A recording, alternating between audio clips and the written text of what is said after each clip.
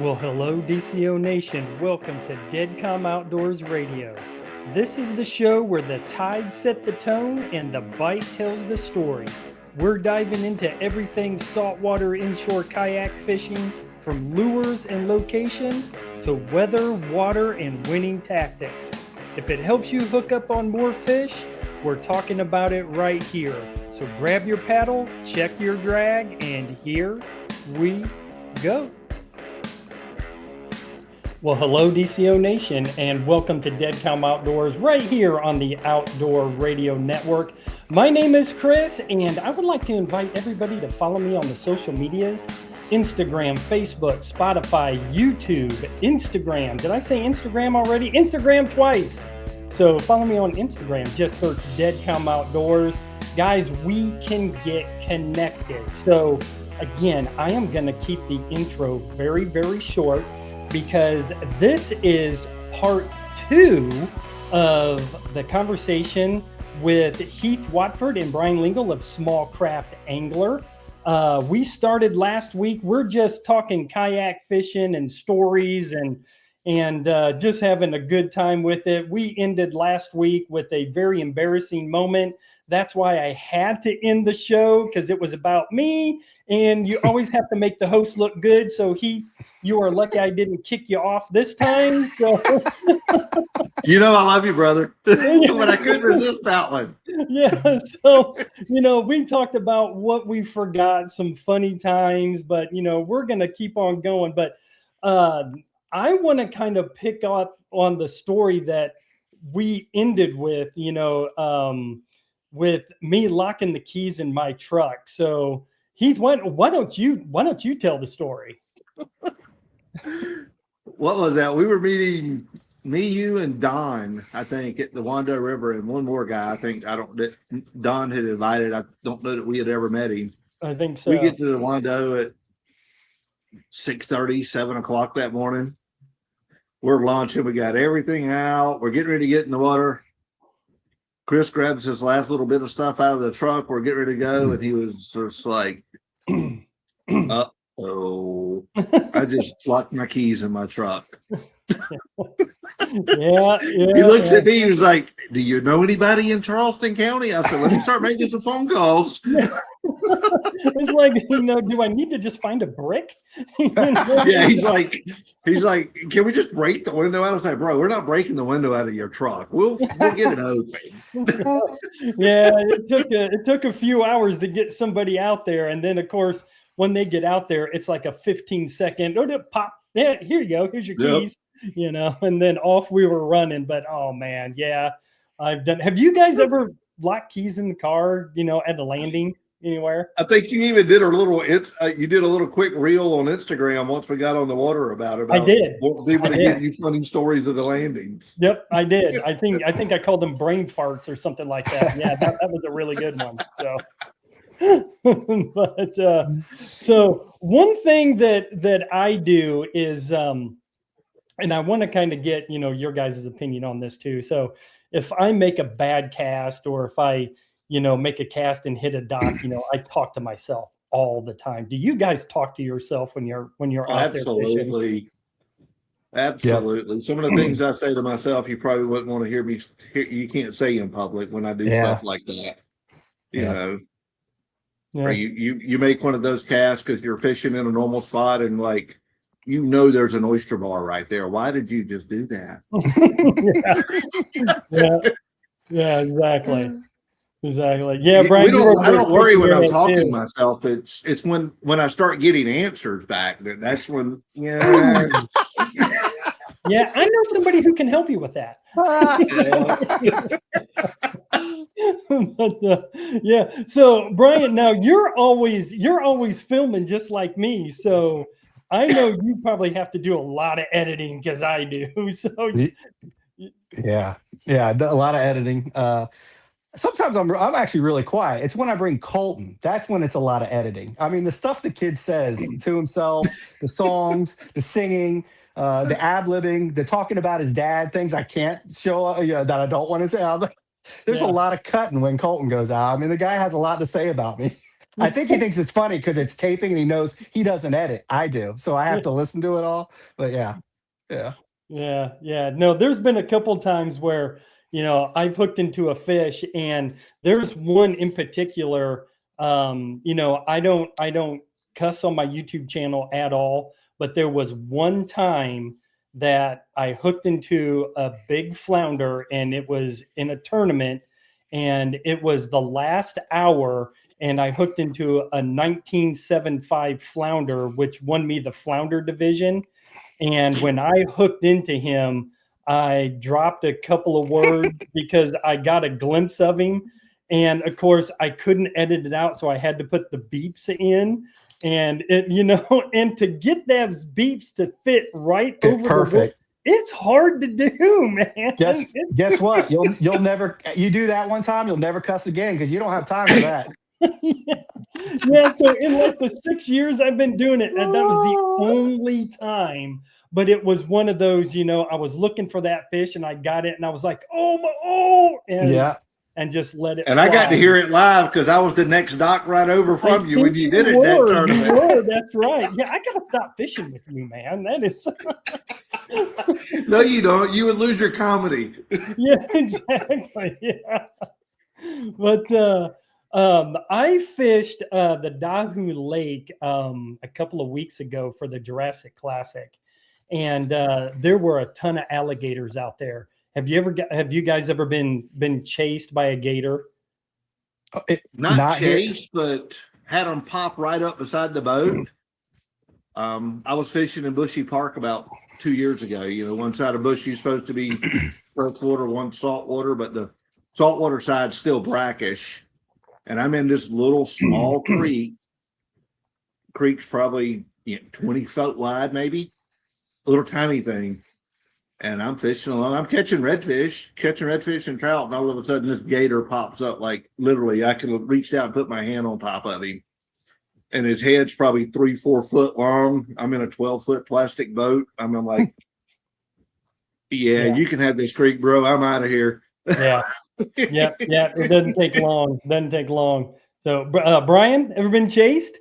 Yeah, for sure. So I grew up in Homestead, Florida. So pretty much the gateway to the Keys. You had pet alligators then. Yeah, the Everglades. You get in water, just like they say, if you get in water here, people ask the sharks, if there's water, there's shark, same down there, any body of water. So, but we used to fish in the Everglades all the time. We'd fish these saltwater ponds that we had to kind of push our way back in the woods and then drop into these ponds that somehow got fed, which we didn't even understand because it's the Everglades, there's water everywhere. But we'd fish and catch huge snook back there. But there's also huge gators. And man, we'd hook into the snook, and those things, they weren't scared at all. I mean, we'd have to get the paddles out and kind of, slap on the side because they'd follow them right back up to the boat. Those are the big ones that I remember. But to your point, growing up in South Florida, it's every body of water has, whether you're wakeboarding, skiing, fishing, there's just gators. Even in the salt down there near the nuclear power plant, they come up in those cooling canals. They like that warm water. So it'd be crazy. And it'd be more brackish, salt and fresh. But yeah, for sure.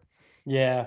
I was chased one time at Lake Marion. I launched out of the hatchery. I was doing some bass fishing, and I went kind of down this little side canal that was divided by some trees. I was fishing some lily pads on one side, and I thought I heard something, but I never really saw anything. Hooked into just a little small, micro bass, and I was bringing him in, and this gator was close. I mean, I say close, I say 20 feet, but he was coming at me to get that fish. And man, I was pedaling out of there and I was going backwards trying to get away from him as fast as and he wasn't turning around. He was coming at me.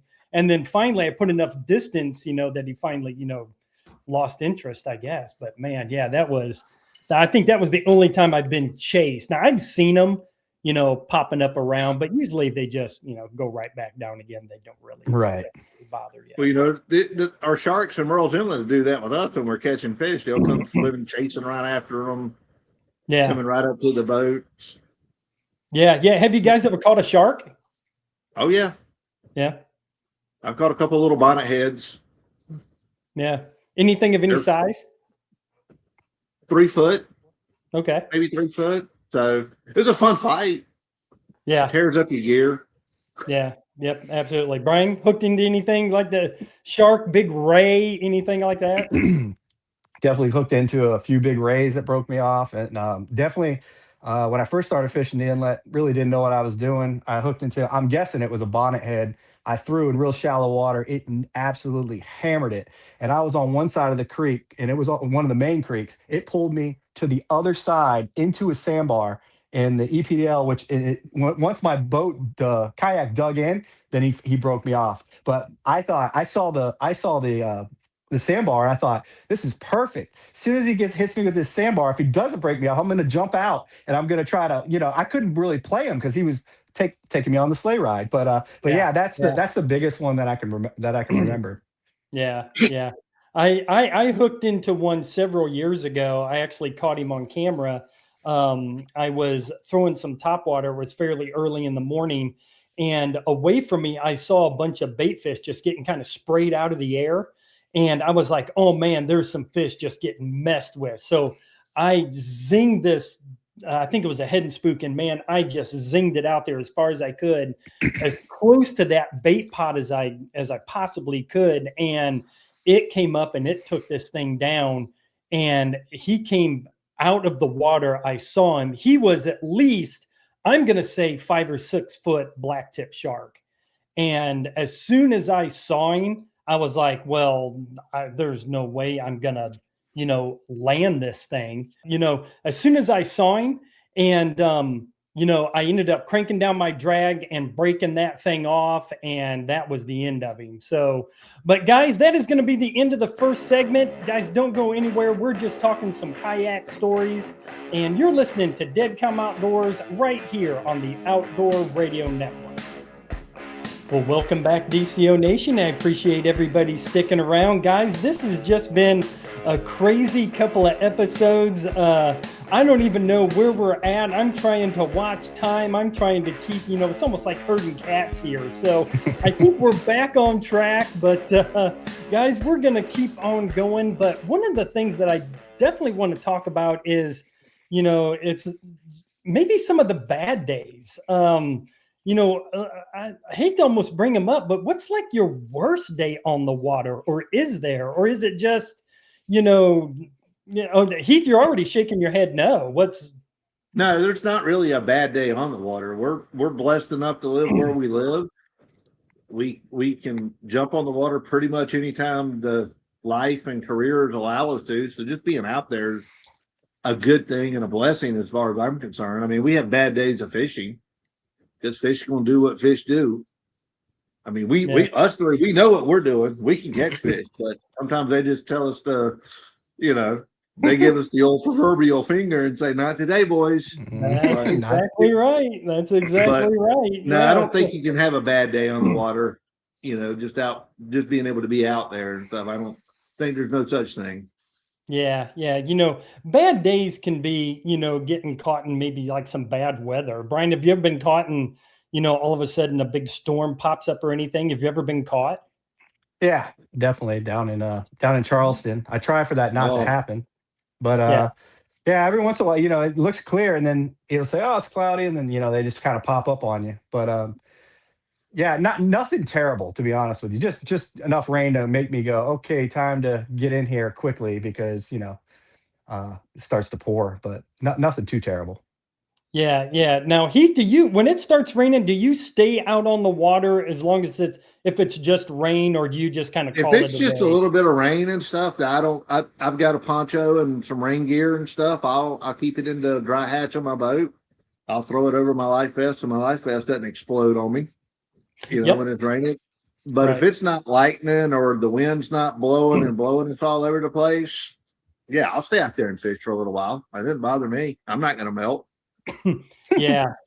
I've been caught in a couple of pop-up storms where I was lucky enough that I was fishing around docks and I just kind of hunkered under a dock. Up underneath them and the worst one, I think I got caught in I got caught up down in Wando one time, and it was supposed to be a little windy, and it picked up way more than it was supposed to on us. There were 3 of us down there fishing. It was me and Luther and one other guy. I forgot who was with us, and it was probably 2.5 foot chop on the Wando trying to get back into the landing that afternoon. Yeah. So it was, if there was a worse day, I would have to say probably that was it weather-wise. Mm-hmm. But now, if it's just raining, there's no lightning, and it's not a dangerous waves and water pounding everywhere, I'm staying out fishing. Yeah. Yeah. So, Bryan, what's your biggest equipment failure? Oh, are we talking the cameras and stuff like that? Or are we Anything talking you want.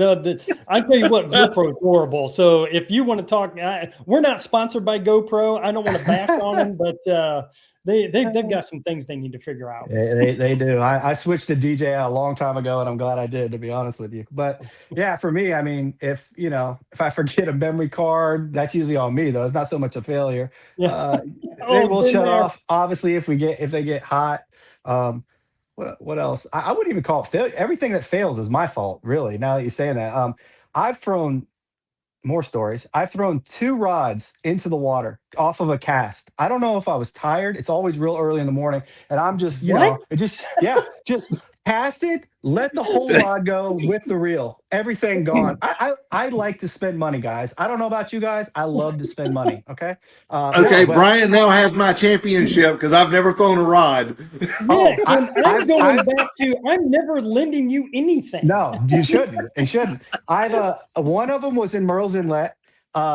I'm back in this creek, and it happened to be a deep creek, because if it was shallow, I would have, with the boots on and stuff, thought I'm going to get out and try to find. I threw it, and I was fishing somewhere I hadn't really fished. I didn't really know the area. This is probably like a year and a half ago, to maybe right when I started YouTube and stuff. And I threw it, and actually, I didn't. I was about to start. I didn't have cameras. I threw it, and I could not find it. I went and got a big treble hook from Palmetto State Armory. We were staying there on vacation. I went and put paracord on it and went and drug it back. But the current moves so much in Merle's Inlet. I actually ended up finding. I got my.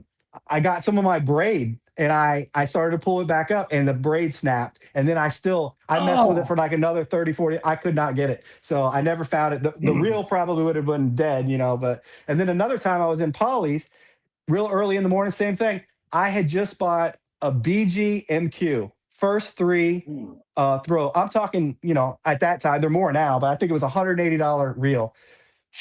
And there she goes. I let her right. I said, "Not this time. Not today, Satan. Not today." I jumped out until it was cold. It was winter, fall approaching winter. Jumped out into the water, grabbed it. I found it right away. It was in like 3 feet, 4 feet of water. And then I just took the water that I had and rinsed it off. And I still use that one. But yeah, I've done that twice. Like I said, you said, don't lend me anything. Yeah. No. Heath, I know you got some stories. I think the biggest one was, I've got 2. One's real funny. You saw it.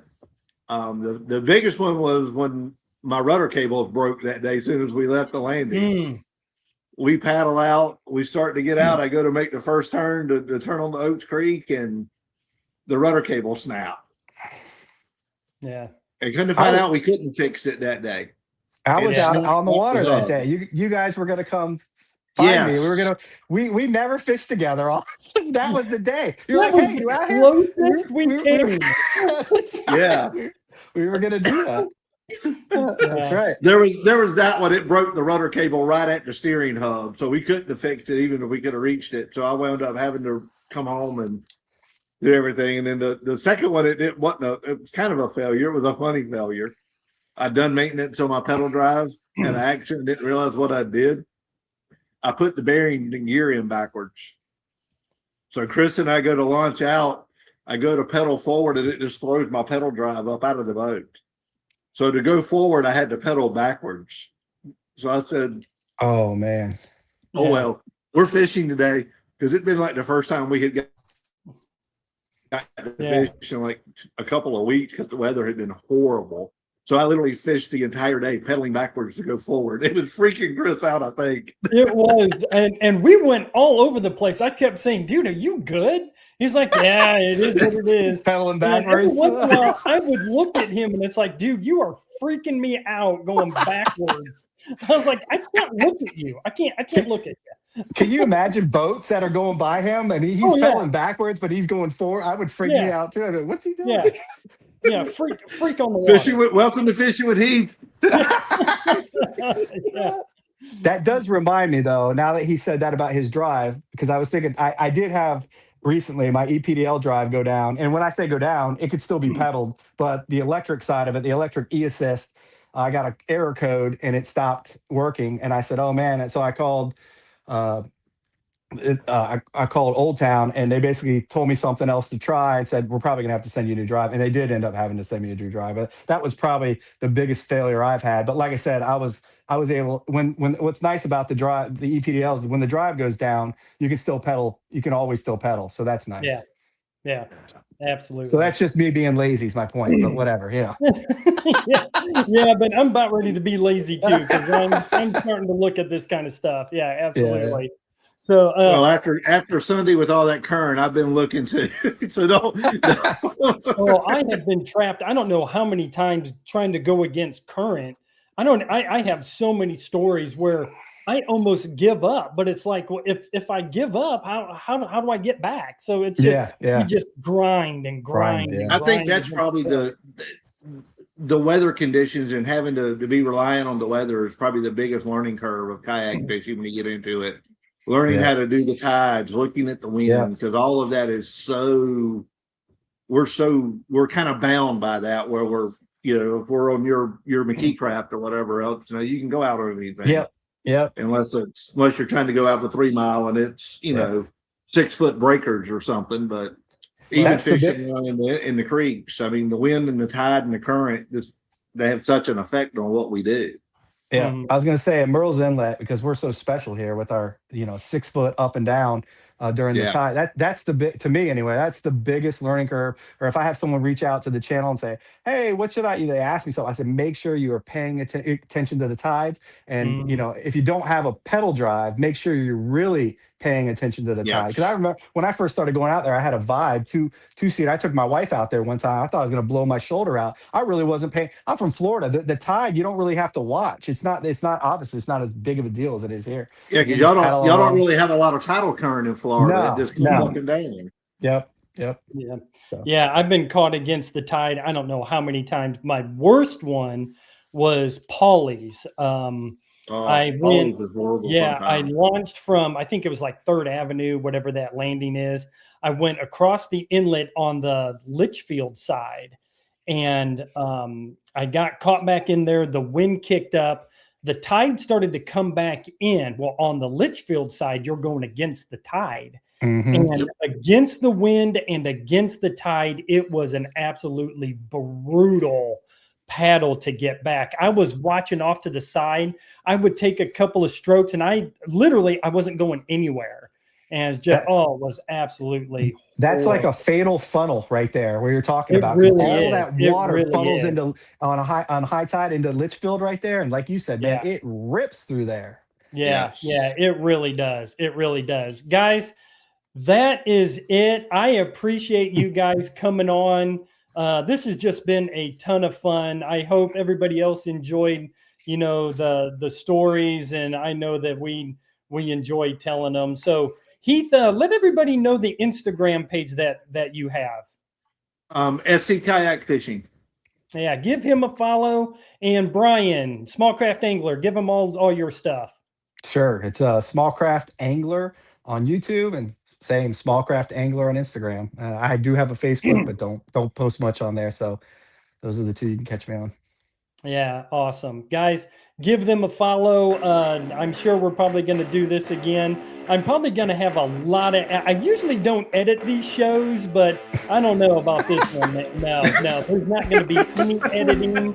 You guys are going to hear exactly what happened. That was what the waiver was for. That's exactly right. So, guys, again, I really do appreciate you coming on, and we will end it like we always do. Remember, conservation starts with you. Release a fish for someone else to enjoy. And you've been listening to Dead Calm Outdoors right here on the Outdoor Radio Network.